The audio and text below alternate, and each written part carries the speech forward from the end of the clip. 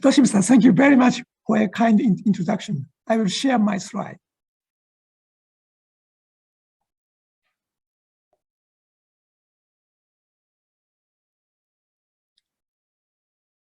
Yeah, I'm extremely grateful for the opportunity to present on the Tomokomai CCS demonstration project, which has been commissioned to Japan CCS with 100% funding from the Ministry of Economy, Trade and Industry of Japan. This photo is a wellhead of the injection well of our project. We have 2 injection wells. Oh,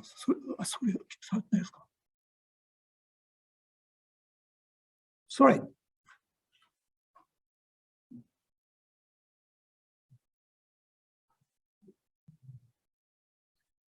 Can you see my slide? Yes, fine. Oh, okay. I'm very sorry. Anyway, my name is Daiji Tanase with Japan CCS. And this photo is a wellhead of our project. This is outline of my presentation, overview, reservoirs and injection and monitoring facilities, key results and summary. Overview of the project. The upper right photo is the Tomokomai city.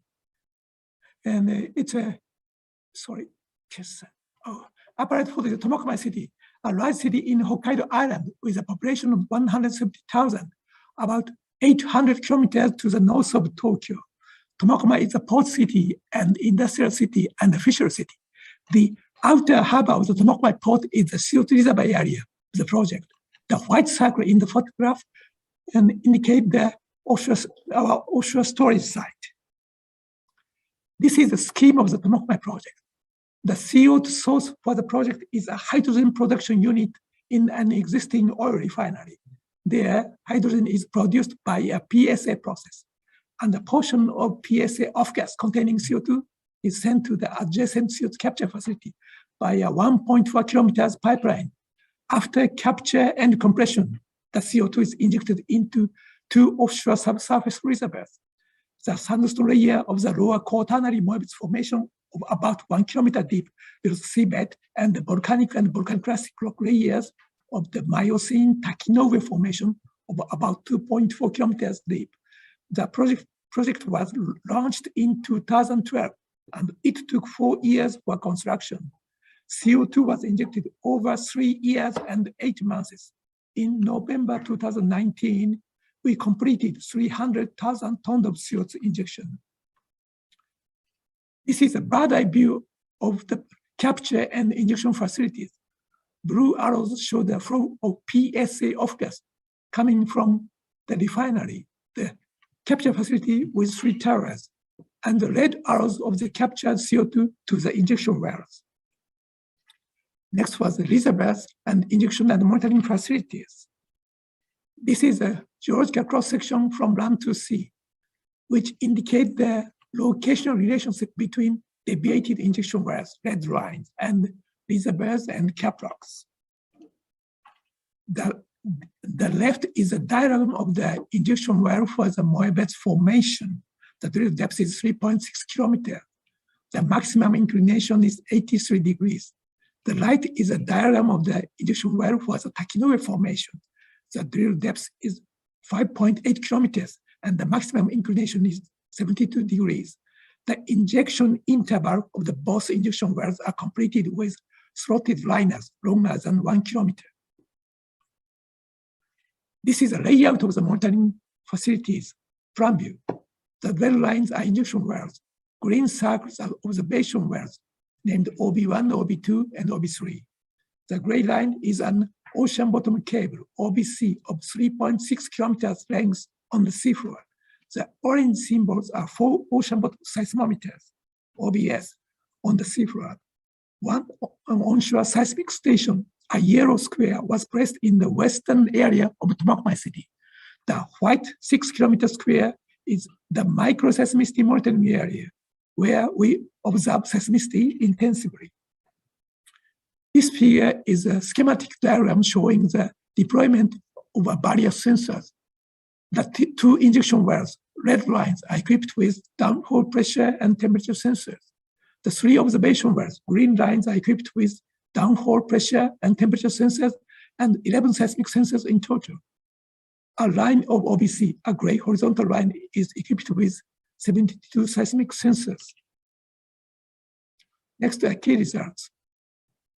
This slide shows the injection records of the Moebets formation left and the Takinoue formation right. 300,000 tons of CO2 was injected into the Moebets formation. Sandstone layers of very good injectivity. The red line is the injection rate. Black line is cumulative injection. And the blue line is bottom hole pressure near the reservoir. The maximum bottom hole pressure recorded during the injection were much lower than the upper limit pressure set to avoid damage to the overlying cap rock, indicating that the injection into the Moebets formation went very smoothly. On the other hand, the injectivity of the Takinoue formation, volcanic rock layers, was found to be very poor. The pressure buildup was very fast during CO2 injection, and only 98 tons of CO2 was injected. After the baseline 2D and 3D surveys, we have conducted 5 monitor surveys in total, which was a combination of 2D, 3D, and 2D plus mini 3D surveys. Red line in the bottom graph shows the cumulative CO2 injection, and the pink rectangles show the terms of the data acquisition. In the second, third, fourth, and fifth monitor survey, anomalies of the RMS amplitude difference of reflected waves are detected, indicating evolution of CO2 plume from 65,000 tons to 300,000 tons of CO2 injection. This slide is plan view. We can see anomalies evolution along the red lines, indicating the trace of the injection well. This slide shows the results of seismicity monitoring in the microseismicity monitoring area of 6 kilometers square from February 2015 to February 2022. 3D view of hypocenters, list of events, and histogram of events. 9 events were detected prior to the startup of CO2 injection. 3 events during the CO2 injection. 3 events after the CO2 injection. All of these events had moment magnitudes smaller than 0.6 and occurred at the depths about 6 kilometers to 8 kilometers in the Cretaceous basement. The big earthquake of a moment magnitude 6.6 occurred 2018 and named 2018 Hokkaido Eastern Iburi earthquake. The hypocenter was 47 kilometers from the injection area, but no seismic activity was detected before or after this earthquake in the microseismicity monitoring area. In Japan, subsea bed CO2 storage is governed by the Act for the Prevention of Marine Pollution under the jurisdiction of the Ministry of the Environment. In accordance with this law, we are conducting seasonal marine environmental surveys prior to, during, and after CO2 injection. Data is collected at 12 survey points above and surrounding CO2 injection points. Chemical and physical measurements of seawater and plankton and benthos observation are conducted. The red line in the figure on the right are the threshold line based on the relationship between partial pressure of CO2 and dissolved oxygen by the seawater chemical measurements. In case of I'm sorry, you have 1 minute left.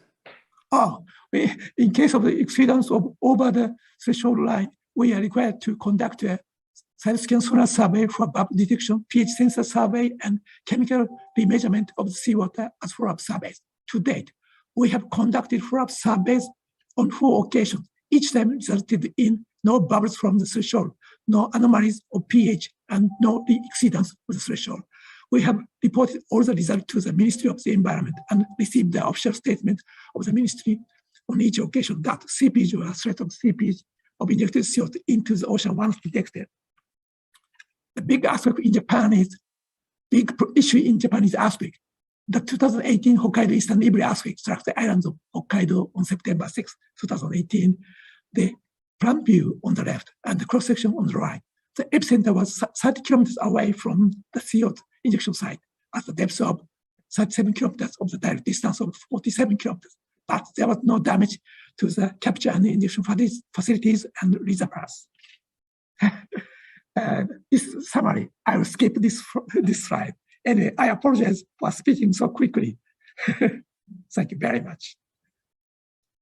Thank you very much, Tanase-san, for very detailed presentation. Actually, from the technical